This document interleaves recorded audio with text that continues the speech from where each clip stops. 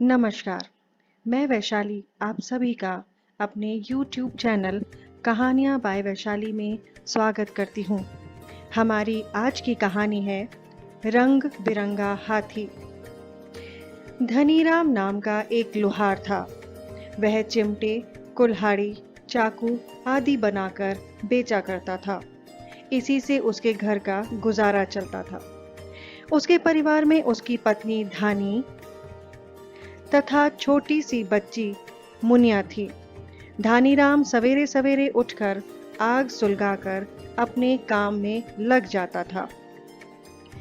धानी घर का कामकाज खत्म करके कपड़े के टुकड़ों से सुंदर सुंदर पशु पक्षी बनाया करती थी।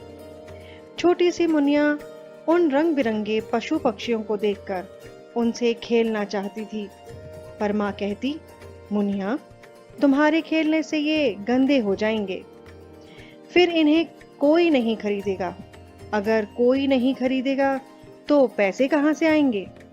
अगर पैसे नहीं मिले तो घर का सामान कहाँ से आएगा? ये सब बातें मुनिया की समझ से बाहर थीं। वह माँ से रूठी रूठी रहती थी। एक दिन माँ ने कहा, तुम इन रंग बिरंगे टुकड़ों से अपने लिए कोई खिलौना क्यों नहीं बना लेती?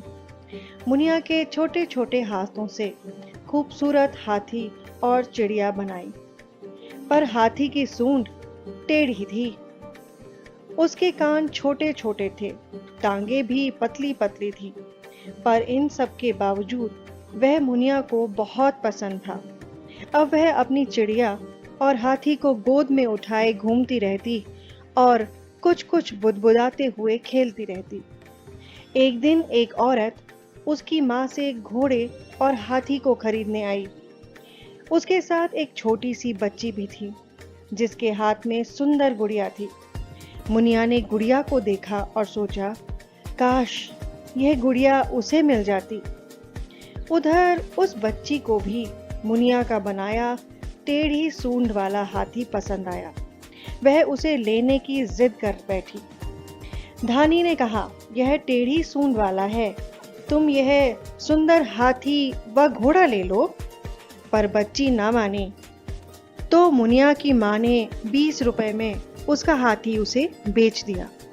मुनिया पीछे मुंह पर रोने लगी।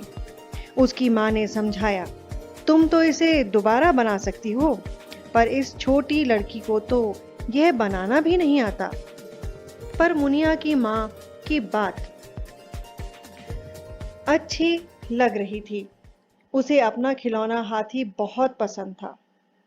मुनिया को रोता देखकर हाथी खरीदने वाली बच्ची को उस पर दया आ गई।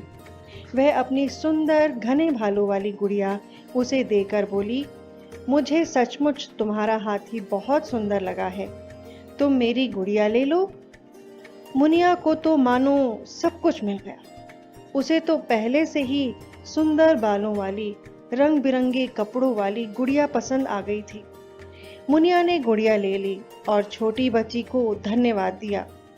मन ही मन मुनिया सोचने लगी, हाथी तो वह सचमुच ही दोबारा बना सकती है, पर यह गुड़िया नहीं। इस तरह दोनों बच्चियों ने स्वयं ही समस्या का समाधान खोज लिया।